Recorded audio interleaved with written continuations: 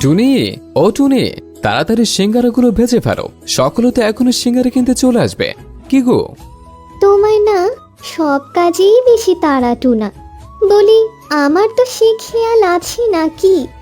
এক হাতে কত দিক সামলাই বলো তো। এই তো।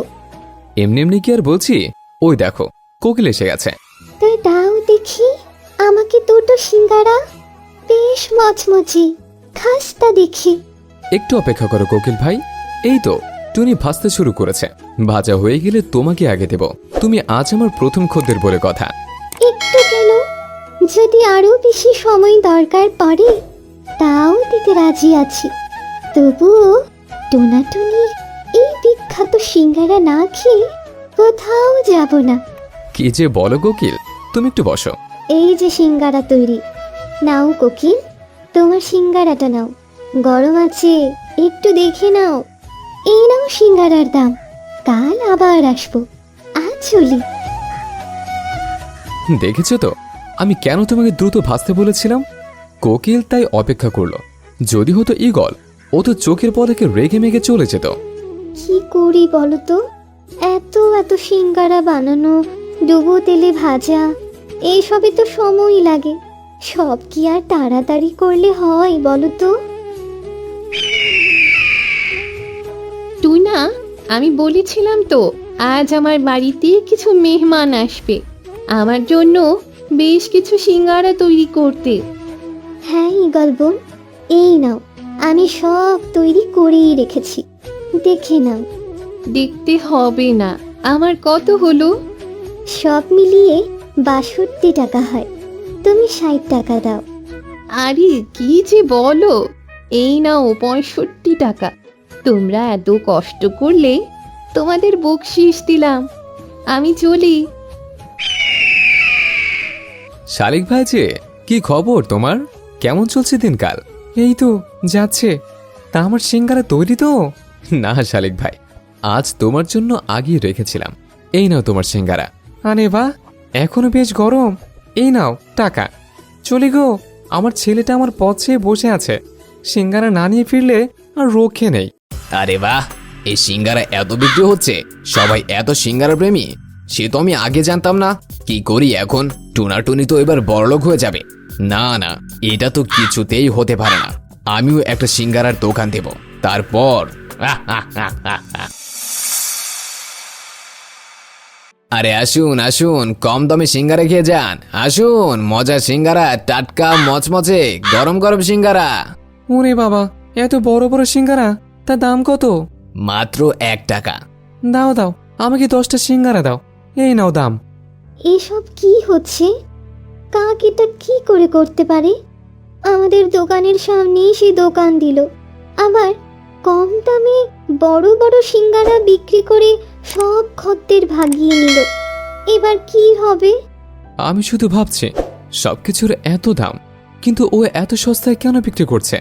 লাভ তো দূর, ওর তো আটা, আলু আর তেলের দামই উঠবে না। আমাদের উচিত ওর উপর নজর রাখা। এত কম দামে ও কি করে সিঙ্গারা বিক্রি করছে সেটা দেখতে হবে।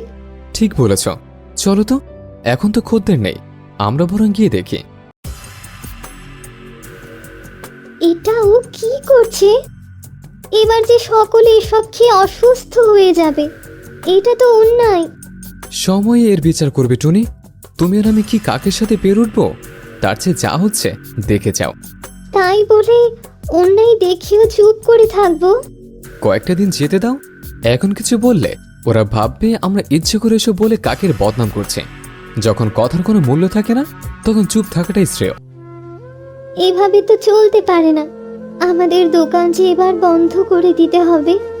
আমার বাচ্চাটা কাল হঠাৎ পেটে ব্যথা নিয়ে ডাক্তারের কাছে গেছে। ডাক্তার বলেছে খাবারে জীবাণু, তাই এমন হয়েছে। বাইরের খাবার বলতে তো তোমার সিঙ্গারা। দেখো, একদম বাজে কথা বলবে না। তোমার নিতে হলে নাও, নয়তো যাও।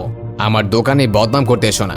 বাবা, ও বাবা, আমি এই সিঙ্গারাটা একটু খাই? না বাবা, এসব খেও না, তোমার পেটে তো অনেক সমস্যা। এসব তোমার জন্য নয়, যাও খেলতে যাও। আমি গিয়ে দেখি আর একটু সিঙ্গারে ভেজে ফেলি। বাবা তো নেই, আমি আমি বরং কয়েকটা খেয়ে নিই।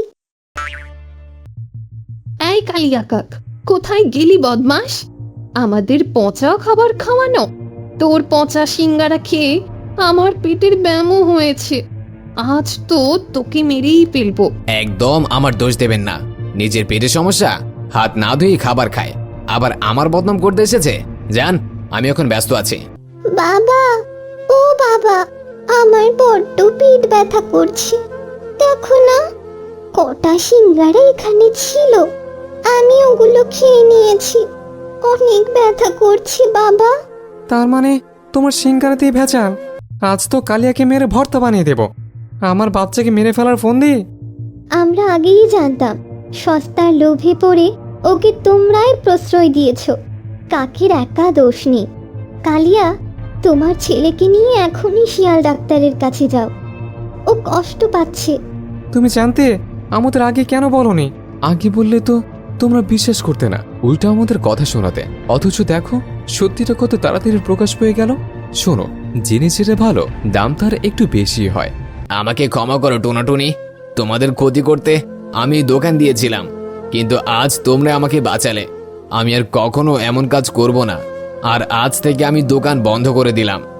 আমরা দুঃখিত টোনাটুনি, আমরা তোমাদের ভুল বুঝেছিলাম। যাও, আবার সিঙ্গারা তৈরি করো। আজ সবাই জমিয়ে টুনির তৈরি সিঙ্গারা খাবো। হ্যাঁ, অবশ্যই।